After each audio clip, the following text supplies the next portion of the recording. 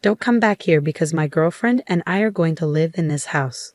On the day my 3-year-old daughter was finally allowed to come home from the hospital after being there for a month, I returned to find my husband living with another woman. I was shocked by his betrayal. Both he and his girlfriend laughed at me, mocking me. To make things worse, my husband had the nerve to call me back to clean up the house, essentially kicking me out. Furious, I talked to some people and made sure my husband and his girlfriend faced consequences for their actions. My name is Emily. I met my husband Michael through my sister's husband, and we lived together with our 3-year-old daughter. We built our house while I was pregnant. We chose everything together, keeping it white inside and out, which I really liked. However, white gets dirty easily, so it needs a lot of cleaning. My husband gets very upset if there is even a small stain. He gets angry when our daughter spills food or dirties the walls, but he never helps clean up.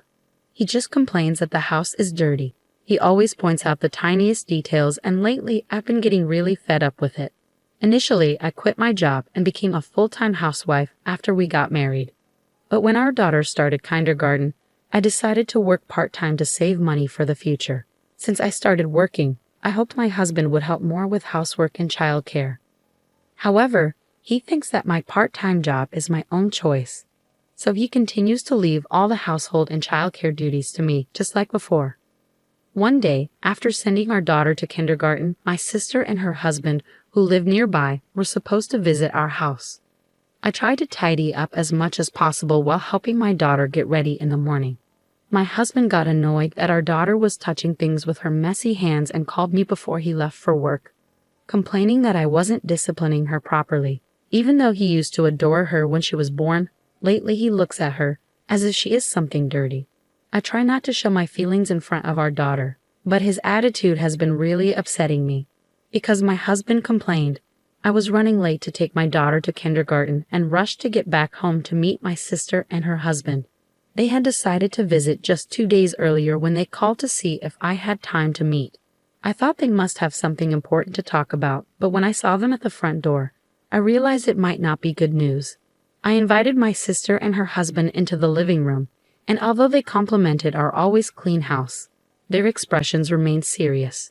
After I served them coffee, my sister's husband finally gathered the courage to speak.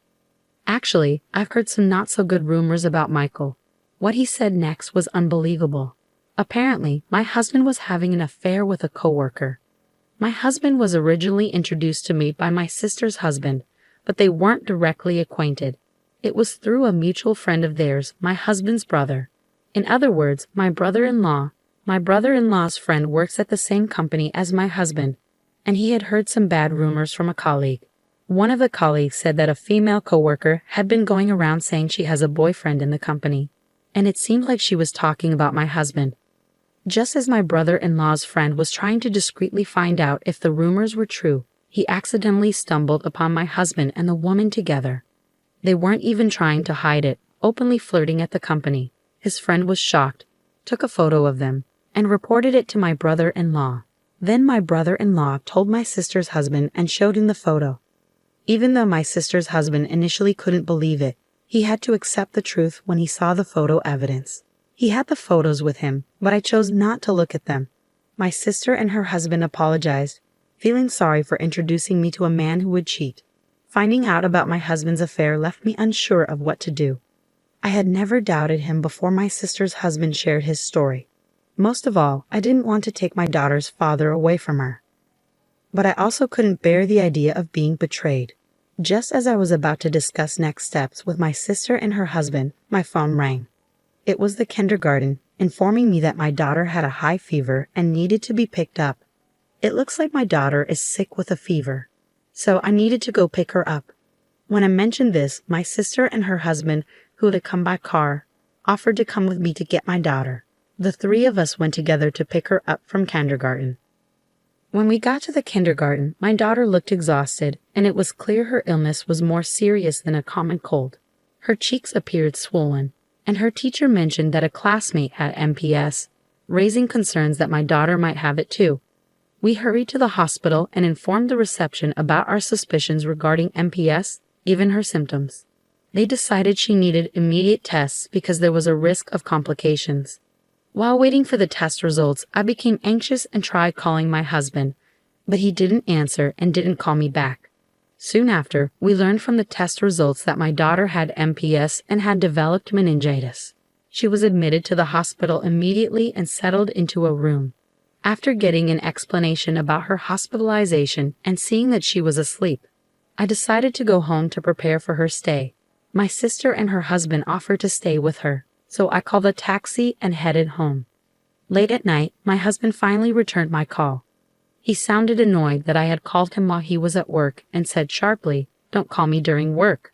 I explained our daughter's condition, her fever, hospitalization, and meningitis diagnosis, but he didn't seem to grasp how serious it was. He responded dismissively, "You're with her at the hospital, so don't bother me with every little thing.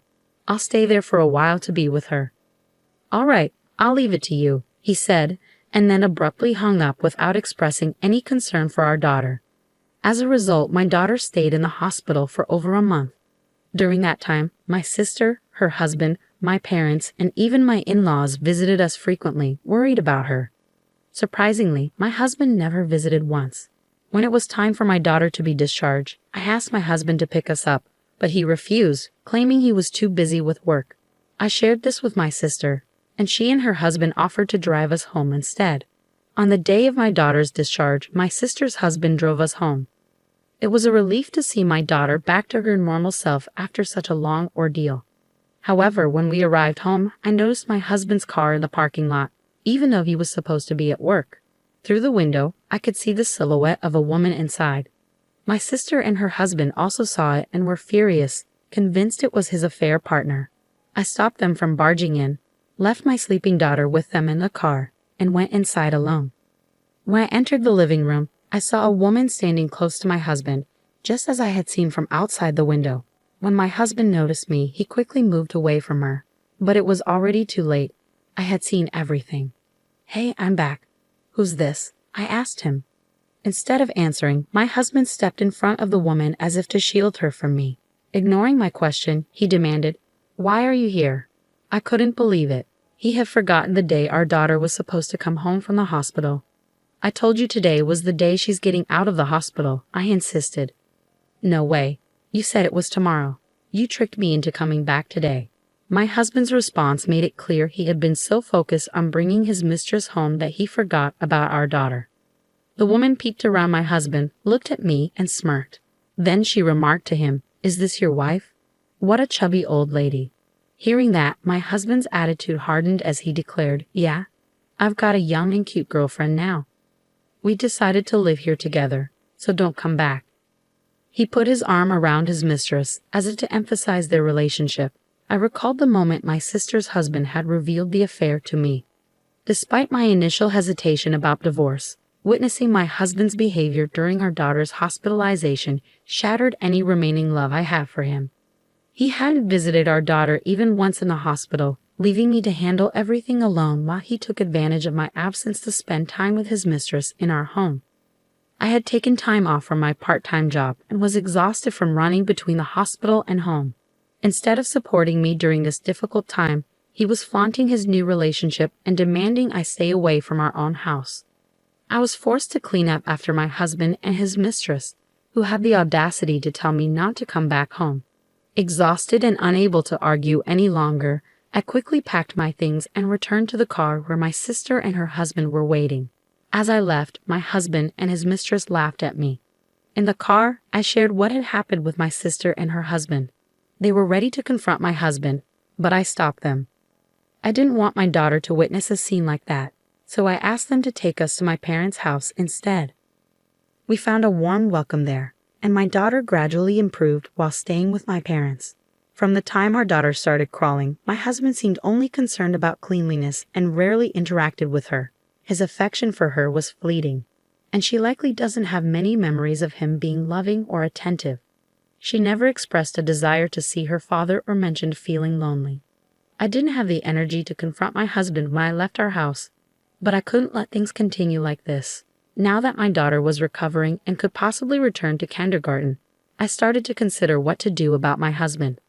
One day, I got a call from him. Curious about what he wanted to say, I answered, He bluntly told me, "The house is dirty. Come back and clean it." Even though he should have been living there with his affair partner, it seemed like neither of them did any housework. My sister had mentioned she was young and likely hadn't lived on her own before, leaving household chores to her family. It was absurd for my husband, who had told me not to return, to now demand that I come back just to clean. His request struck me as incredibly selfish. I declined his request in disbelief.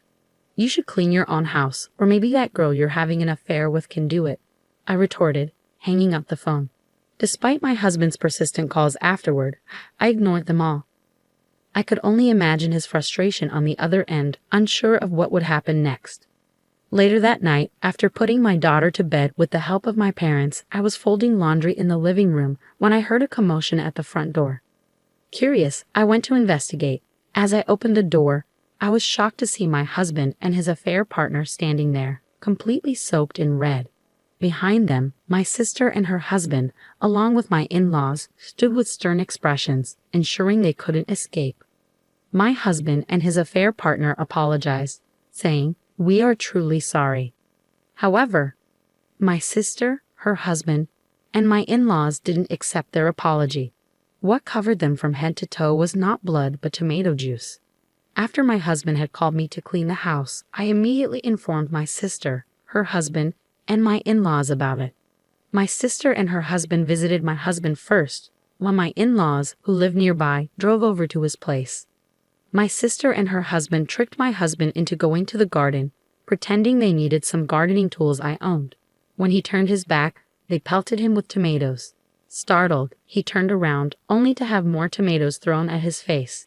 These tomatoes were overripe and very soft, sourced as waste from a farm owned by a relative of my sister's husband. They wouldn't have caused much physical pain upon impact, but their squishy insides splattered easily, which clearly affected my husband, who prized cleanliness. My sister and her husband didn't give him a chance to react and continued throwing tomatoes. The tomatoes not only hit my husband but also splattered against the pristine white walls of the house, causing chaos. As this unfolded, my in-laws arrived on the scene. My husband was now being bombarded with tomatoes by my sister, her husband, and my in-laws. Amidst his panic screams and flailing, his affair partner, curious about the commotion, appeared in the garden. Without hesitation, she too became a target for the tomatoes. Attempting to flee back inside, she was forcefully pulled back out by my sister and ended up running alongside my husband in the garden. I overheard everything while on the phone from the moment my sister and her husband showed up at my husband's place. Every time the walls outside got dirty, my husband would scream sadly, and his affair partner would join in crying and panicking.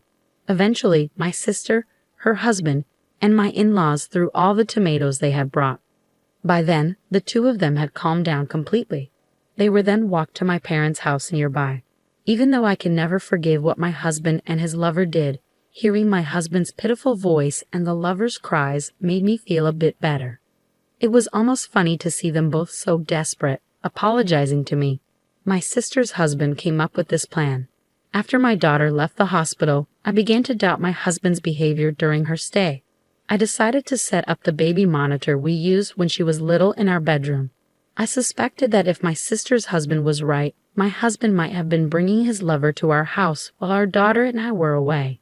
I was anxious that the hidden baby monitor, concealed near a houseplant, would be discovered at any moment.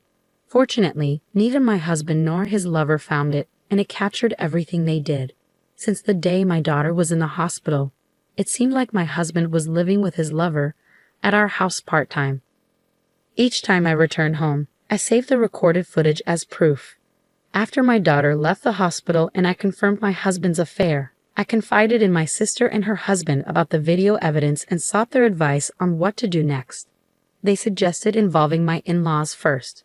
My in-laws live about a 30-minute drive away and are usually calm people, unlike my husband who often gets angry. So with my sister and her husband, I took the evidence to my in-laws' house. At first, they found it hard to believe that their son could cheat. However, when we showed them the footage, they saw undeniable proof of my husband being intimate with his lover. They had no choice but to believe me. What's worse, my husband was heard saying hurtful things about our daughter, like how she just makes a mess and isn't cute at all, and that he wanted to throw both her and me out. This revelation made my in-laws furious. They wanted to confront my husband immediately, but my sister, her husband, and I convinced them to hold off for the moment. When my husband found out I knew about the affair, he became defiant. We didn't want to give in to his wishes for a quick divorce, so we discussed with my in-laws how to come up with a fitting punishment. Seeing the evidence on the video, my in-laws were also deeply hurt and immediately agreed to our plan. After brainstorming together, we decided on a unique punishment, throwing tomatoes at him. This idea came from my sister's husband, who had studied in Spain and was inspired by the tomato festival there. We thought it would be satisfying because my husband really dislikes getting dirty, and throwing tomatoes wouldn't cause any harm. It was also convenient timing since my sister's husband's relatives, who are farmers, had an excess of tomatoes that were going to be discarded. Initially, I was taken aback by the unusual idea, but I soon realized that simply throwing tomatoes wouldn't suffice. I felt my husband deserved to experience some discomfort from being hit by tomatoes, so I agreed to the plan. My sister, her husband, and my in-laws were all set to carry it out. I wanted to join in throwing tomatoes at my husband as well, but I was still concerned about my daughter's well-being and couldn't leave my parents' house. Additionally, my sister and her husband felt guilty for introducing me to my husband, and my in-laws felt responsible for how they raised their son. So it was decided that the four of them would proceed with the plan without me. I made sure they promised to do it outside the house, not inside. Despite my disappointment at not being able to throw tomatoes myself, witnessing my husband and his lover in such a pitiful state, thanks to my family, was oddly satisfying. I had already informed my parents about my husband's affair, so when they were brought to my parents' house, they were visibly uneasy. I threw the divorce papers at my husband without looking him in the eye and said firmly, "Let's get divorced. I have all the evidence of your affair. You'll also need to pay child support." Upon hearing the mention of child support, the lover reacted with disbelief. It seemed she had been imagining marrying my husband, becoming a housewife, and living comfortably. Realizing that child support payments could burden her financially, she began denying any involvement, claiming, "I have nothing to do with this man." That's when I mentioned the footage from the baby monitor. At this point, the lover argued that it was an invasion of privacy, and my husband backed her up, threatening legal action against me. However, my in-laws, along with my sister and her husband, scolded them harshly.